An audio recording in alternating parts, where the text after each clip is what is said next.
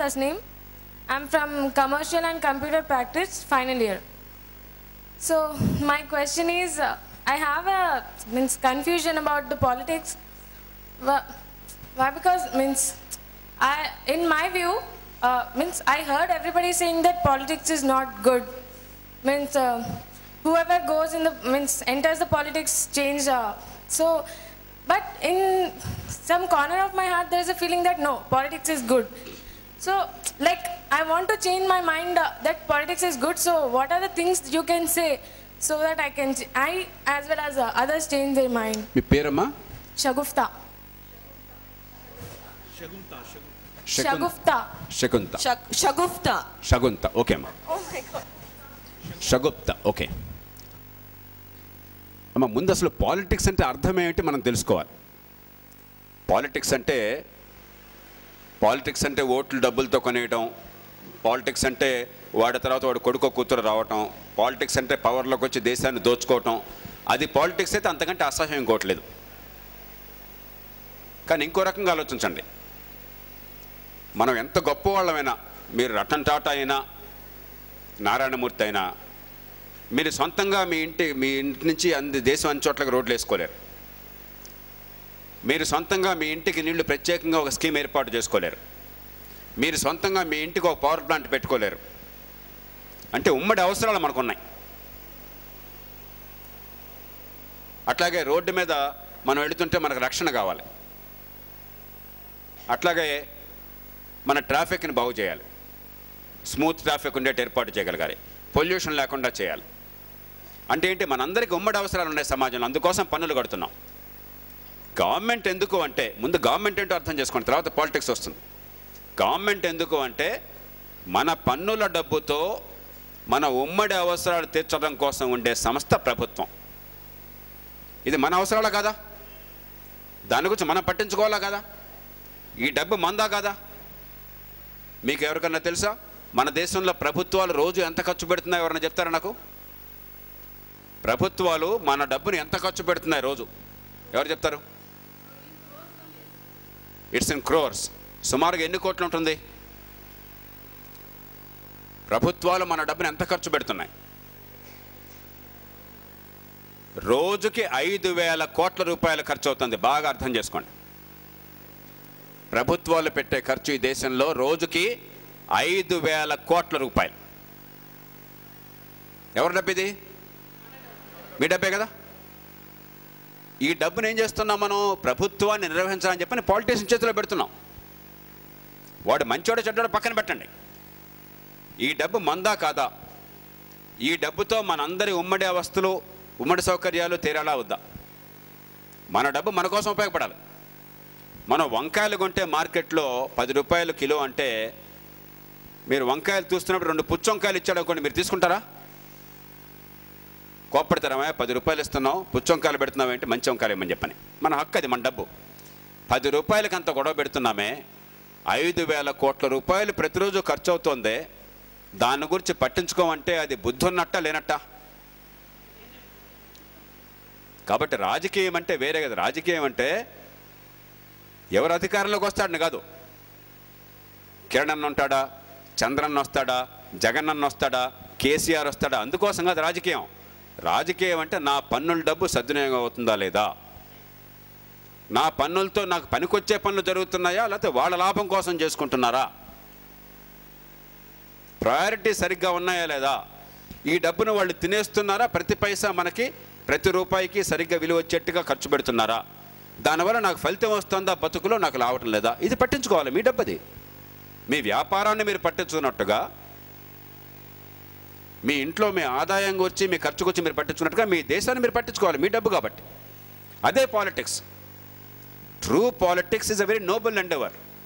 మనకి పాలిటిక్స్ అంటే ఏమైంది? పనికిమాలిన దరిద్రులు, ఎందుకు ఒకరగాని వాళ్ళు, గోండాలు, జొలాయి వాళ్ళు ఉంటే వాడొచ్చి ఏదో ఫ్లెక్సీలు పెట్టేసి గవాబా ఒక 50 లక్షల కోట ఖర్చు పెట్టేసి, డబ్బులు ఇచ్చేసి, బెదిరించేసి, కులం గిలం వర్గం చూపెట్టేసి వాడు ఎన్నికై అక్కడి నుంచి శుభ్రంగా తింటం మొదలెడతారు మన భూముల్ని, మన డబ్బుని, కాంట్రాక్టుల్లో, మైనింగ్లో.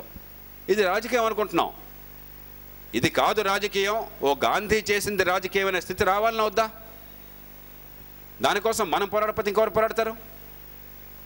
కాబట్టి రాజకీయం వద్దు అనుకుంటే వాడు చాలా సంతోషంగా ఉంటాడు, దేశాన్ని దోచుకునేవాడు చాలా హ్యాపీ. ఆలోచించే వాళ్ళంతా రాజకీయాన్ని అసహ్యించుకుంటే వాడికి చాలా హ్యాపీ, ఎందుకంటే వాడికి పోటీ ఉండదు. వాడు లాంటి వాడే వాడితో పోటీ పడతారు. వాడు ఎవడొచ్చినా మన తలకాయ కొరిగేవాడే, వాడు ఎవడు గెలిచినా మనం ఓడిపోయేదే. మనకు మళ్ళీ రావునారాయణ రెడ్డిలు కావాలి, మనకు మళ్ళీ గాంధీలు కావాలి, మనకు మళ్ళీ అంబేద్కర్లు కావాలి, మనకు మళ్ళీ సరోజినీ నాయుడులు కావాలి. అంటే నా కుటుంబాన్ని పోషించుకోవటం కోసం, నా కుటుంబం ఉన్నతి కోసం నేను ఎంత కష్టపడతానో అంతే తప్పన అంతే కష్టం నా జాతి కోసం పడతాననే మనుషులు కావాలి. అంతేగాని నా కుటుంబం కోసం జాతిని మొత్తాన్ని బలి పెడతాననే గాడిదలు వస్తే అందరూ నష్టపోతారు. ఇవాళ జరుగుతుంది అది. కాబట్టి రాజకీయం అంటే నా పన్నుల డబ్బుని సద్వినియోగం చేసుకోవటం, మన బతుకుల్ని బాగు చేయటం, ఉమ్మడి సౌకర్యాలు పొందడం అని చెప్పినట్టయితే దాన్ని పట్టించుకోనంటే వాళ్ళు మూర్ఖులు అవుతారు. అవునా కాదా? మీరే చెప్పండి. ఈ రాజకీయాన్ని పట్టించుకోనంటే నష్టపోయేది ఎవరు? కాబట్టి పట్టించుకోమంటే మనందరం అర్జెంటుగా పార్టీలో జరిపే ఎన్నికల్లో పోటీ చేయమని అంటలా. ముందు విషయం తెలుసుకోవాలి, అర్థం చేసుకోవాలి, మన ఓటుని సద్వినియోగం చేయాలి. ఖచ్చితంగా ఓటు వేయాలి. ఓటుని దొంగలకి, దేశద్రోహులకి, దేశాన్ని దోచుకునే వాళ్ళకి కాకుండా మన బతుకుల్ని బాగు చేసే వాళ్ళకి ఖచ్చితంగా వేయాలి. కులానికో, వర్గానికో, ప్రాంతానికో, మతానికో కాకుండా మన బతుకులకి ఇవ్వాలి. ఎందుకంటే ఈ కులాల కంటే, మతాల కంటే, ప్రాంతాల కంటే, భాషల కంటే మన కుటుంబాలు, మన బతుకులు ముఖ్యం. దానికోసం ఓటను మొదలెట్టాలి. ఓటిస్తేనే అయిపోలే, ఏం జరుగుతుందో ఆలోచన చేయాలి. ఇవాళ టెక్నాలజీ ఉంది, దాని మీద చర్చ కావాలి సమాజంలో. ఇది మంచిదా కాదా? ఎందుకు 2013లో కరెంట్ అందట్లేదు మనకి? ఏ విధానాల వల్ల అందకుండా పోయింది? ఎందుకని? ఇవాళ చదువు కావాలని చెప్పండి ఇంత కష్టమవుతుంది. క్వాలిటీ ఎడ్యుకేషన్ ఎందుకు రావడం లేదు మనకి? చర్చ కావాలి. ఏం పొరపాట్లు జరిగినాయి? ఇంకో చోట బాగా అంతుంటే ఎందుకు జరుగుతుంది? చైనాలో నెంబర్ 1 ఎందుకు వచ్చారు చదువులో? ఇండియాలో 73 ఎందుకున్నాం? 73 మన స్థాయి అంతేనా? మన పనికి మాలిన వాళ్ళమా? లేకపోతే బుద్ధి తక్కువ పనులు చేశామా? సరైన పనులు ఏం చేయాలా? ఈ చర్చ కావాలి. ఈ చర్చ నుంచి పరిష్కారాలు రావాలి. ఇది నిరంతరం జరగాలి. రోడ్ల మీదకెళ్ళి మురదాబాద్ అరిస్తే రాజకీయం కాదు. మనలో ఆలోచన పెరిగి సంఘటితంగా కనుక మనం కొన్ని నిర్ధారణలకు వస్తే, మన ఓటును ఉపయోగించి, మన గొంతును ఉపయోగించి ఆలోచన మారిస్తే అది రాజకీయం. ఓ పార్టీలో చేరామా లేదా, పోటీ చేసామా లేదా, ఒప్పుకున్న వాళ్ళు, సమయం ఉన్నవాళ్ళు చేస్తే చేస్తారు. మనకు సమయం ఉన్నప్పుడు మనం చేద్దాం, అక్కడ చేయలేకపోతే ఇక్కడ చేద్దాం, మన వీధిలో చూద్దాం, మన ఇంటి చుట్టూ చూద్దాం. కానీ మన ఇంటి చుట్టూ చూసినా, దేశాన్ని చూసినా మొత్తం రాజకీయమే. ఈ దేశంలో అవినీతి ఉందంటే మీరు రాజకీయం మాట్లాడారు. చదువు బాగుండాలి దేశంలో అంటే రాజకీయం మాట్లాడారు. ఇంత డబ్బు ఖర్చు అవుతుంది పన్నుల డబ్బు అంటే రాజకీయం మాట్లాడారు. అది రాజకీయం. రాజకీయం అంటే కిరణ్ కుమార్ రెడ్డి, జగన్మోహన్ రెడ్డి కాదు. రాజకీయం అంటే మన బతుకులు ఏమవుతున్నాయి, మన పన్నుల డబ్బు ఏమవుతుంది. మీరు ఆ రకంగా ఆలోచిస్తే రాజకీయం వద్దన్న వాళ్ళకంటే మూర్ఖులు ఇంకెవరైనా ఉంటారా? ఇది ఎట్లాంటి మాట? చదువు వద్దన్నట్టుగా ఉంది. ఒకప్పుడు అనేవాళ్ళు చదువు ఎందుకు వేస్ట్ అనేవాళ్ళు,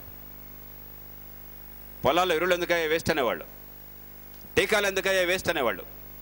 ఇప్పుడు రాజకీయం ఎందుకయ్యే వేస్ట్ అంటున్నారు. అంతకంటే మూర్ఖత్వం ఇంకేమైనా ఉందా? మన బతుకుల కోసం కావాలి. కానీ ఇప్పుడున్న రాజకీయం కాదు. ఎలాంటి రాజకీయం ఉండాలో అలాంటి రాజకీయం. దానిలో మీరంతా భాగస్వాములు కావాలి. దాన్ని మీరు సృష్టించాలి. దానిలో ఎలాంటి అనుమానానికి తావులేదు. సరేనా? నెక్స్ట్.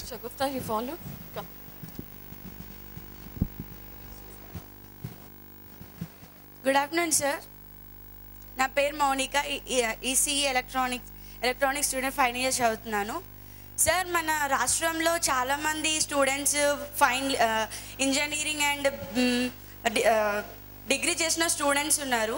అయినా ఇంకాను ఏ జాబ్ లేకుండా నిరుద్యోగులుగా ఉంటూ చిన్న చిన్న షాపుల్లో పని చేసుకుంటూ, అక్కడ రిపేరింగ్ షాపులలో పని చేసుకుంటూ ఉన్నారు సార్. దీనికి కారణం ఏంటి? ఇంకా వాళ్ళకి జాబులు రాకపోవడానికి?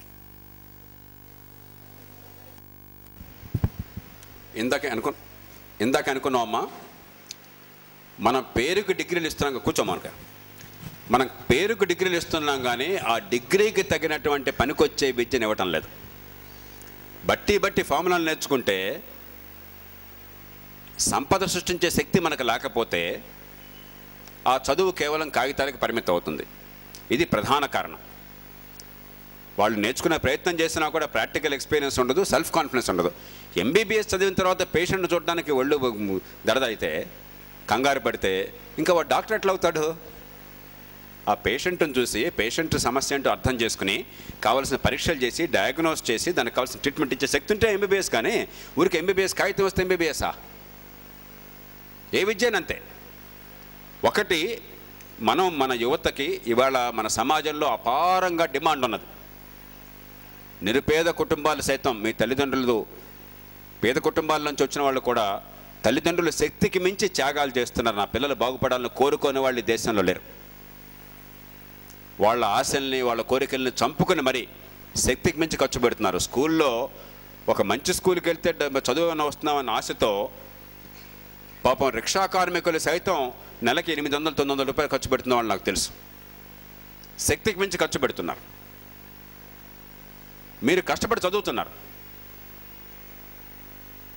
కానీ ఆ చదివినప్పుడు కేవలం పరీక్షల్లో పాస్ అవడం తప్ప పనికిరాని విద్య వస్తే సమాజానికి పనికిరాదు. ఎవడో కూడా రేపు పొద్దున ఈ డిగ్రీ కాగితం చేసి ఉద్యోగం ఎవడో, ఈ అమ్మాయి పనికి వస్తుందా లేదా, ఈ అమ్మాయి ఒడుపుగా ఈ పని చేయగలదా లేదా, ఈ కార్యసాధన చేయగలదా లేదా, ఈ అమ్మాయి వల్ల ఉత్పత్తి పెరుగుతుందా లేదా, ఆ ఉత్పత్తిని నేను మార్కెట్లో అమ్ముకోగలనా, దానికి మన్నిక ఉండాలా, దానికి రేటు తక్కువ ఉండాలి, ఉత్పాదకత బాగుండాలి, ప్రొడక్టివిటీ బాగుండాలి. అప్పుడు నాకు లాభాలు వస్తాయి, నేను పెట్టిన పెట్టుబడికి 10 రూపాయలు వస్తాయి, అప్పుడు జీతాలు ఇవ్వచ్చు, అప్పుడు నేను పెరగచ్చు, ఇంకా పరిశ్రమలు విస్తరించవచ్చు. అందుకోసం ఎవరైనా ఉద్యోగాలు ఇస్తారు, కానీ డిగ్రీ కాగితం చూసి పాపం అని ఎవరెవరు. ఇది ఒక పక్క సమస్య. రెండో పక్కన ఒక ఆర్థిక వ్యవస్థ పెరగకపోతే ఉద్యోగాల కల్పన రాదు. ఇవాళ చైనాలో సమస్య ఏమిటి? ఉద్యోగాలు పుష్కలంగా ఉత్పత్తి అవుతుంటే పనిచేసే మనుషులు తగ్గుతున్నారు. వాళ్ళు 1 చైల్డ్ పాలసీ పెట్టుకునేసరికి చాలా విజయవంతంగా ఓ కుటుంబానికి ఒకే బిడ్డ అని చెప్పని వాళ్ళు అమలు చేశారు. దాంతో ఏమైంది? పనిచేసే వయసులో ఉన్నటువంటి జనాభా ఇప్పుడే తగ్గుముఖం పడుతుంది. నిరుడు ఉదాహరణకి 35 లక్షల మంది తగ్గారని చెప్పి అంచనా, వర్కింగ్ ఏజ్ పాపులేషన్. ఎకానమీ పెరుగుతున్నప్పుడు ఉద్యోగాలు పెరుగుతుంటే పనిచేసే వాళ్ళు పెరగాలి, చేతులు పెరగాల. మనకేమవుతుంది? ప్రతి ఏడాది 2 కోట్ల మంది కొత్తగా జాబ్ మార్కెట్లోకి వస్తున్నారు. 18 ఏళ్ళు పూర్తయి యువత వస్తున్నారు, మేము పనిచేస్తామని సిద్ధంగా. కానీ దాని తగ్గట్టుగా ఉద్యోగాలు కల్పన జరగడం లేదు. ఎందుకని? ప్రభుత్వం ఏ పని చేయాలో ఆ పని చేయడంలా. ప్రభుత్వం డబ్బులన్నీ కూడా ఒక 50-60% డబ్బులు తినిపారేసి 2 రకాలుగా తింటాం. ఒక రకమేమో ఈ మైన్స్, ఈ ల్యాండ్స్, ఈ కాంట్రాక్ట్స్, ఇవన్నీ కూడా ఎక్కడ వింటూ అక్కడ అధికారులు ఉన్న వాళ్ళు అమాంతం తినేయడే పని, వాడికి వాడి కుటుంబానికి. రెండో రకం జీతాలు బత్యాలు పుచ్చుకున్న వాళ్ళు 170 మంది ప్రభుత్వం వారికి అల్లుళ్ళు అయిపోయారు. అది వాళ్ళ జన్మ హక్కు, పని చేయక్కర్లే, ప్రభుత్వంలోకి వచ్చాను కాబట్టి జీతం తీసుకుంటాను. 20-30 మందే పనిచేస్తున్నారు. ఈ 2 రకాలుగా కూడా డబ్బంతా పోతున్నది. కానీ అసలు ఆర్థిక వ్యవస్థ పెరగడం కోసం ఏం అవసరం అది రావటంలా. ఆర్థిక వ్యవస్థ పెరగాలి, పరిశ్రమలు పెరగాలి, జాబ్స్ రావాలి, పెట్టుబడులు పెరగాలి అని చెప్పంటే పవర్ కావాలి, ఇన్ఫ్రాస్ట్రక్చర్ కావాలి, కరప్షన్ తగ్గాలి, పనులు సులభంగా అవుతాయి, నమ్మకం ఉండాలా, గోండాగిరి లేకుండా ఉండాలా, రూల్ ఆఫ్ లా ఉండాలి. నేను కష్టపడి పనిచేస్తే నా ఆస్తి నాకు ఉంటుంది, నా సంపాదన నాకు ఉంటుంది, నమ్మకం ఉండాలి. నేను పరిశ్రమ పెట్టుబడి పెడితే ఇక్కడ వచ్చి రాళ్ళు లేరు, ప్రతి వాళ్ళు రోజు గొడవ చేయరు, నా ఇబ్బందులు పెట్టు, నన్ను నా ఫ్యాక్టరీని దోచుకొని నమ్మకం ఉండాలి. అప్పుడు పెట్టుబడులు వస్తాయి, జాబ్స్ వస్తాయి. కాబట్టి ఈ 2 బాగు చేయాలి. నైపుణ్యం ఉన్న యువతని, సమాజానికి పనికొచ్చే వాళ్ళని తయారు చేయాలి. రెండో పక్కన వేగంగా ఆర్థిక వ్యవస్థ పెరగడం కోసం కావాల్సిన మౌలిక సదుపాయాలు, రూల్ ఆఫ్ లా ఏర్పాటు కావాలి. ఈ 2లో మనం అనుకున్నంత ఫలితాలు సాధించాలి. కానీ ఇప్పటికీ ఆలస్యమేం కాల. ఇప్పటికి కూడా ఆ తప్పుని సవరించవచ్చు. మనం 8-9% పెరుగుతున్నప్పుడు కూడా నాలాంటి వాళ్ళం 10 ఏళ్ల క్రితం నుంచి గట్టిగా చెప్తున్నా, 15 ఏళ్ల క్రితం నుంచి నేను కొన్ని పదాలు పేటెంట్ చేశాను. 21st century economy and 19th century politics they cannot coexist అని చెప్పాను. ఆర్థిక వ్యవస్థ అద్భుతంగా ఉండాలని మనం ఊహించుకుంటూ ఉండి రాజకీయం అంతా పాతకాలపు ఫ్యూడల్ రాజకీయం ఉంటే ఈ 2 కొనసాగవు. ఒక ఎడ్ల బండి నడుపుతుంటే, ఎడ్ల బండి ఎప్పుడన్నా చూసారా మీరు? ఎలపటెద్దు దాపటెద్దు అంటారు. 2 ఎడ్లు సమానంగా నడవాలి. ఒకటి ముందుకే ఒకటి వెనక్కే ఉందనుకోండి, ఏమవుతుంది? అయితే వెనక్కి వెళ్ళేది కూడా వేగంగా వెళ్ళాలి సమానంగా, లేకపోతే ముందుకు వెళ్ళేది కొంచెం స్లో అయిపోవాలి, లేకపోతే బండి కదలదు, చక్రం విరిగిపోతుంది, ఇరుసు విరిగిపోతుంది. ఎకానమీ వేగంగా వెళ్ళాలని చెప్పి అనుకుని పాలిటిక్స్ అంతా వెనక్కి లాగుతుంటే చక్రం విరిగిపోతుంది, చివరికి తగ్గిపోయాం మనం. దీనిలో పెద్ద ఆశ్చర్యం ఏం లేదు, కామన్ సెన్స్ ఇది. ఇది 15 ఏళ్ళ నుంచి నేను గట్టిగా దేశం అంతా మొత్తుకున్నాను. ఈ విషయం గురించే కనీసం 3-4 వేల ప్రసంగాల్లో నేను చెప్పుంటాను, ఈ దేశంలో కానీ ప్రపంచంలో కానీ. ఆర్థిక వ్యవస్థ కుప్పకూలిపోతుంది ఈ దేశంలో సరైన పనులు సకాలంలో చేయకపోతే అని చెప్పని. వింటామా? లేదు. మనకి ఈ పూట ఓటు కావాలి, ఈ పూట మన పిల్లల్ని బాగు చేసుకుని సమాజం పిల్లల్ని నాశనం చేయాలి, మనం అందరూ లెక్కాలి, దేశం నాశనం కావాలి, నాశనం అయిన తర్వాత ఏడుస్తూ కూర్చోవాలి. ఇది మన ఆలోచన. కాబట్టి జాబ్స్ పెరగాలని చెప్పంటే ఒకటి క్వాలిటీ ఎడ్యుకేషన్, ఖచ్చితంగా ఇది కీ కన్స్ట్రెయింట్. మంచి పరిశ్రమలు వస్తున్నా కూడా వాళ్ళని ఎందుకయ్యా నువ్వు ఎక్స్పాండ్ చేయలేకపోతున్నావు అంటే వర్కర్స్ లేరు సార్ అంటున్నారు. ఏమయ్యా అన్ఎంప్లాయిడ్ పీపుల్ చాలామంది ఉన్నారు కదంటే స్కిల్స్ లేవు సార్ అని చెప్పి అంటున్నారు. ఇంతమంది ఇంజనీరింగ్ పాలిటెక్నిక్ చేస్తుంటే పనికొచ్చే స్కిల్డ్ వర్కర్స్ వీళ్ళలో 115-20 మంది కొళ్ళారు. మీ కాలేజ్ రేర్ కాలేజ్, ఆ స్కిల్స్ చాలామందికి అందిస్తుంది మీ కాలేజ్. మీ కాలేజ్ లాగా మిగతా కాలేజీలు జరగట్లా, ఆ స్కిల్స్ లేవు. కాబట్టి ఇక్కడ స్కిల్స్ కావాలి, పనికొచ్చే వాళ్ళు తయారు కావాలి, అక్కడ పెట్టుబడులు పెట్టి పరిశ్రమ పెరగడం కోసం కాసిన వాతావరణం కావాలి. ఈ రెండు రాకుండా గాల్లో దీపం పెట్టి దేవుడా దేవుడా దేవుడా అంటే ఉద్యోగాలు రావు, ఆర్థిక వ్యవస్థ పెరగదు. మనం గాల్లో దీపం పెట్టి యజ్ఞాలు చేస్తున్నాం, యాగాలు చేస్తే బాగా జరుగుతుందని చెప్పని. అది చేసుకుంటే నాకు అభ్యంతరం లేదు, కానీ దానివల్ల పరిష్కారాలు రావు. బుద్ధి ఉపయోగించి సమాజాన్ని మార్చాలి.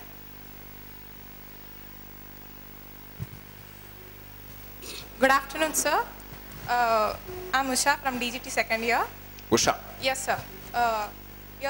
Your spirit is nice, sir. It may be inspire everyone here.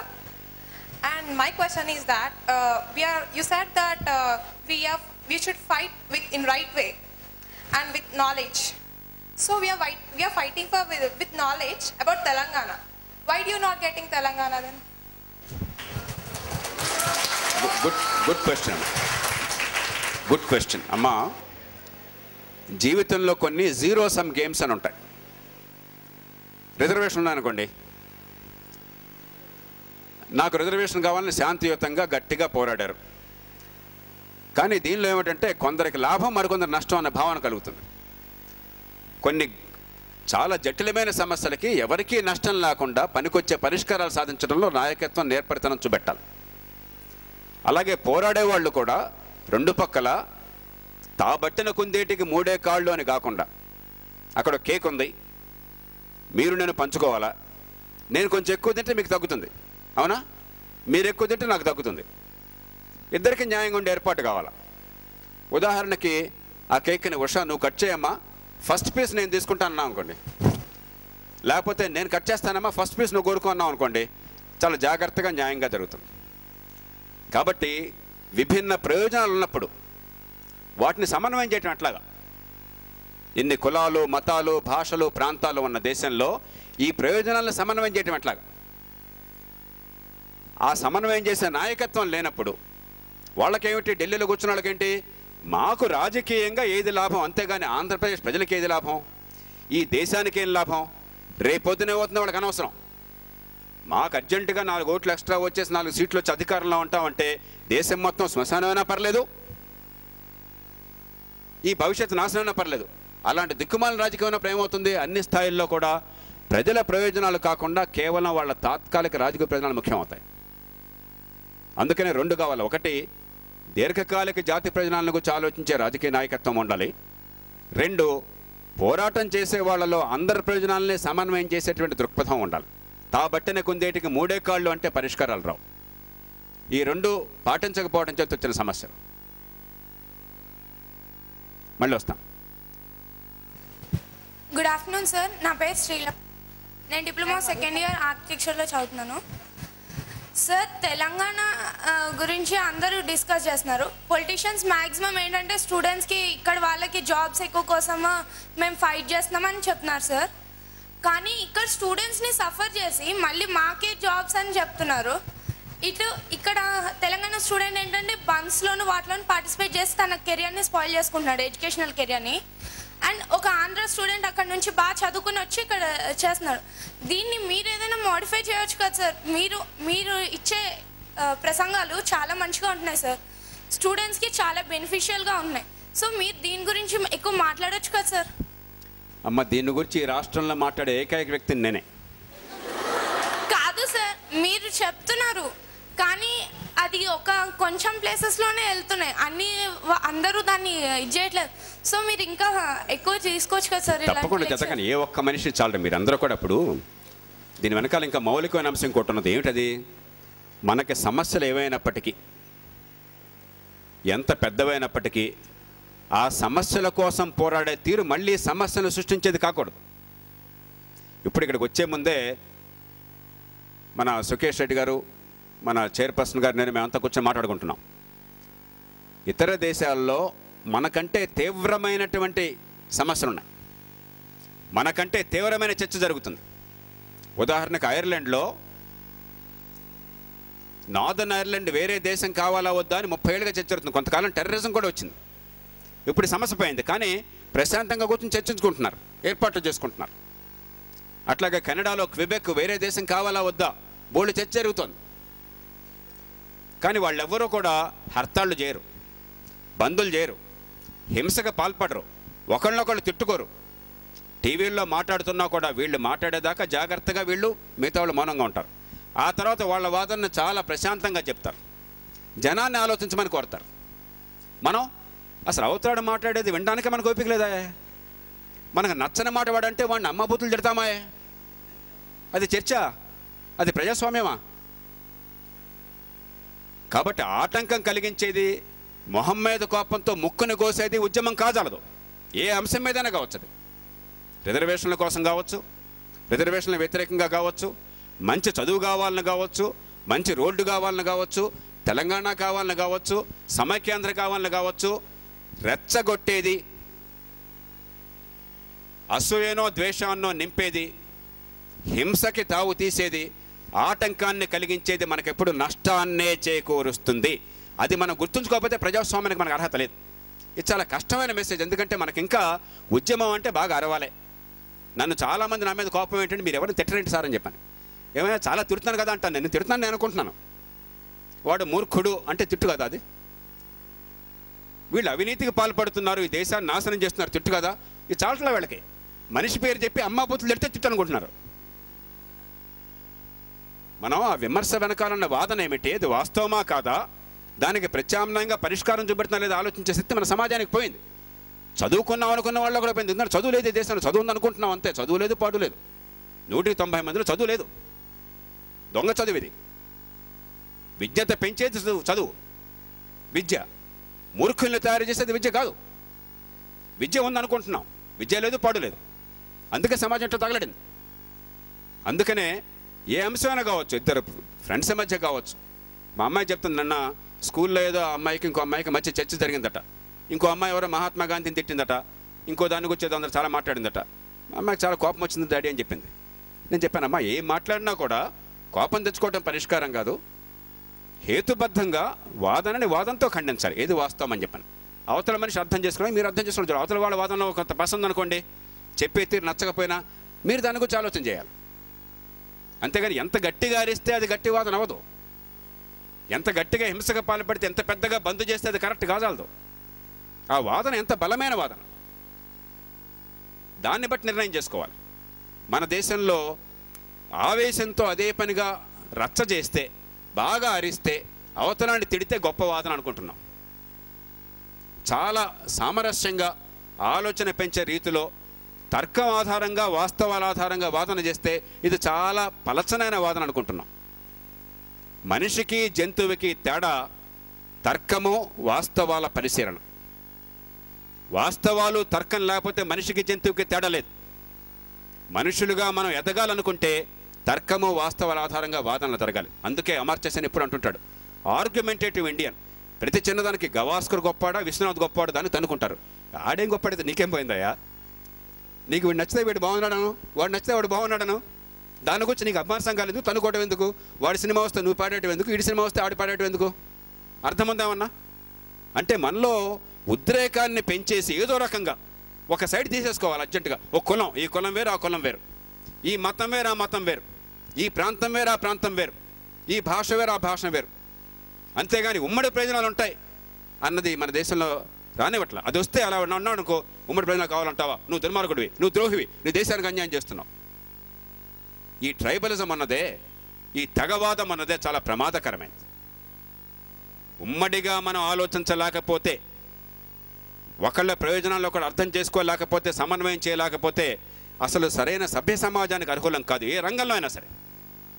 ఇవాళ మీకేమైంది, రాజస్థాన్లో గుర్జర్లు మీనాలు, గుర్జర్లను ఎస్టీలుగా చేయాలా వద్దా?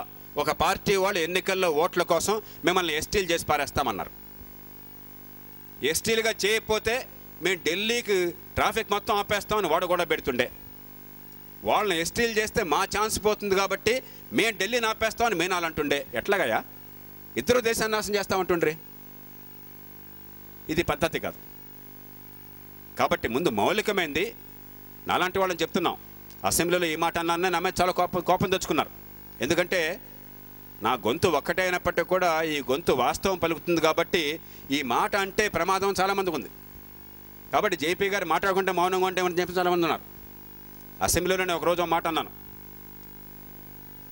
బంధుల కారణంగా హైదరాబాద్లో ఉద్యోగాలు పోతున్నాయ్యా, మన వేళ్లతో మన కళ్ళు పొడుచుకోవద్దని ఈ మాట అంటుంటే, ఇదిగో ఈ మాట అంటున్నాను కూడా పెట్టారు. ఈ మాట మాట్లాడిన అసలు సభ అంతా గందరగోళం. ఇది ఇంకా చర్చ అవుతుందా? ప్రజాస్వామ్యం అవుతుందా? ఇది కరెక్ట్ కాదనుకోండి, కాదు ఈ బంధులు చేసినా కూడా ఆర్థిక వ్యవస్థ బాగా ఉంది, బంధులు చేయడం వల్ల పెరుగుతుందని వాస్తవాలు చూపెట్టండి. మీరు వేరే వాదన చేయండి, తప్పలేదు. అంటే మనం ఒక ఉన్మాద దశకి ఈ దేశంలో చేరుకున్నాం. ఈ ఉన్మాదానికి విరుగుడు ఒక్కటే, నిజమైన విద్య, డిగ్రీలు కాదు, ఆలోచన పెంచే విద్య, ఉమ్మడి ప్రయోజనాలను గమనించే విద్య. మీకు మంచి టీచర్ కావాలనుకోండి, మీ చెల్లికో తమ్ముడికో, మీ కులం వాడో మీ ప్రాంతం వాడో మీ మతం వాడో టీచర్ ఉన్నాడు, కానీ పనికి మాలిన గాడిదనుకోండి, పట్టకొస్తే అక్షరం ఒక్కరదు. వేరే కులం ఆయన మంచి టీచర్ ఉన్నాడు, ఎవరి దగ్గరికి వెళ్తారు మీరు? ఏమా? ఎందుకని? మీ కులం ప్రయోజనం కంటే మీ సొంత ప్రయోజనం ముఖ్యమైనది. ఆ ఇంగిత జ్ఞానం అంతకంటే ఎక్కువ అక్కర్లా. అలాగే ఆపరేషన్ చేయాలా, మన కులం వాడే డాక్టర్ ఉన్నాడు, కానీ వాడు కత్తి పెడితే ప్రాణం పోతుంది. కానీ వేరే కులమైన డాక్టరు, ఆయన ఖచ్చితంగా సంజీవి లాంటి వాడు, ఆయన వైద్యం చేస్తే పేషెంట్ బతుకుతుంది. ఇంట్లో చెల్లెలకో తల్లికో అనారోగ్యం ఉంది, ఎవరి దగ్గర తీసిపోతాం?